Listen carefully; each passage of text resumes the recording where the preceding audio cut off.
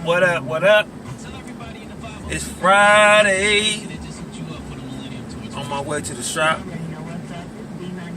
About to go get me a Rip It. You know that. Got to have that Rip It. Got the sneak preview of the Red Guts. Some shit I just whipped up together at the crib.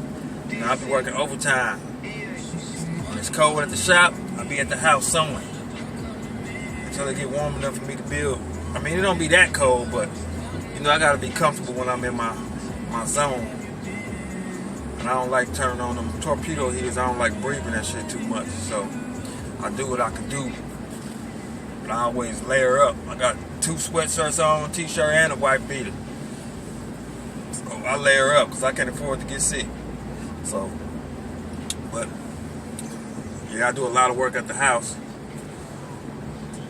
So people think just because I leave the shop I ain't working. I'm always working. Shit.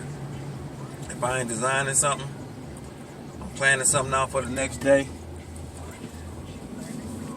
or I'm at the house sewing, or I'm at the shop building some shit. So I stay busy. Multiple hustles. So, but yeah, I'm about to pull up and get my Rip It and start my day. Cause you know I got to get it in. I'm back.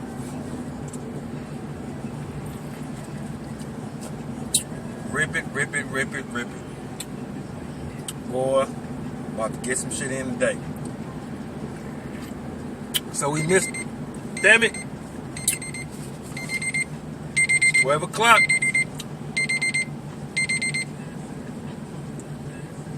So since we missed last week, I gotta tell you a shop story. So this happened in about 99. Had to be about 99.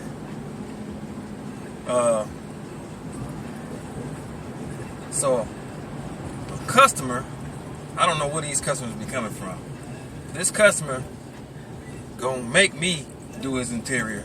I don't know how he thought that was gonna play out, but he was gonna make me do his interior.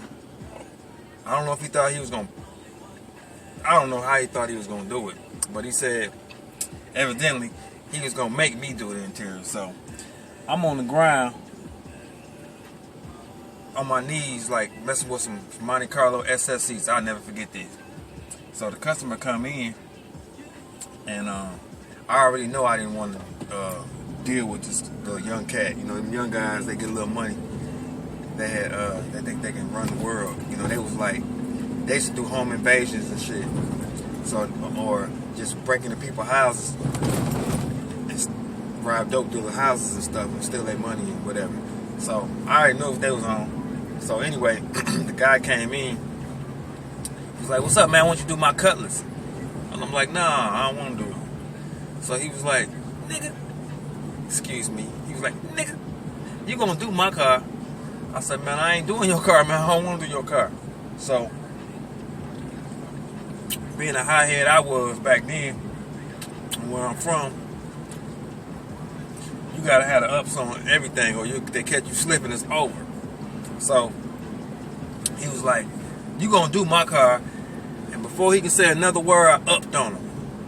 So I turned around, upped on him, right smack to his head like this. I'm like, "Man, I'm not doing nothing. So you need to get the fuck out of my shop before I blow your head off." So that was that. So he was like, "Okay. Okay." That's all he said was, "Okay." He wasn't surprised. He didn't jump. He didn't duck or nothing. He said, "Okay. Okay." So he walked out. And when he walked out, another customer came in with his girlfriend. So we in there talking about what we gonna do to his car and everything. So we talking about 25, 30 minutes. So next thing you know, he get a phone call on the phone, and his girlfriend was sitting down right in front of the door. Cause I had a chair like right when you walk in the door. It was like a car seat I had did right in front of the door. So that's the first thing you see when you walk in. So she was sitting in the car seat. So he get this phone call. And he on the phone. He looking at me. He like, Okay. That's all I see him doing. So, next thing I know, he gets his girl, he tapped his girl, so let's go. So, out the blue, he stopped mid-sentence and just say, let's go, with his girl, and they walk out. I'm like, damn, that was kind of strange. So, I say, I ain't really tripping. So, I go back to doing what I'm doing. It's me in the shop, my cousin, and one of my partners, Daniel. We in the shop. So, me and my cousin in the sewing room, and Daniel was in the garage area back there messing with this other cutlass that was back there, hooking up some speakers or some shit. So next thing I know, I hear something go, pew, pew, pew, pew, and I hear something go, pow, pow, pow, pack, pack, pack. So the front door, on both sides of the front door is glass block. So I know you guys have seen those doors, got the glass block on the side so the light is shining through. Next thing you know, all the glass block start exploding, like literally exploding one by one. And you can hear phew, phew, phew. Then the brick, because this is a masonry brick building, so the brick just started cracking, like crack. You hear it snapping, poof, poof, poof, and dust flying everywhere. So you can hear this shit rattling like pat, pat, pat, pat, pat, pat, pat. And you shit this, it's like a shit you see on the movie and shit. So I'm in the sewing room, so I'm in the room with the masonry brick. It's this masonry brick all the way around, and then the hallway that goes into the garage area, that's all glass block. So glass block is exploding. You hear metal, like somebody hitting a spoon on a pot. Ping, ping, ping. The glass block exploding. The masonry brick is exploding. It's like all hell breaking loose. So one thing I can do, I'm thinking I know somebody's shooting. So I grab my gun. I got a little 380. I grab my gun. I look over at my cousin. He's petrified. You remember how the Matrix was? When the Matrix, they go in slow motion. My cousin fall back like he's trying to hit a backflip, slow motion Matrix style. He fall back, and you see the bullets that's flying through the wall. I swear to God, I seen everything in slow motion. So as he fall back and hit the ground, I hear someone in the other room going, oh, oh.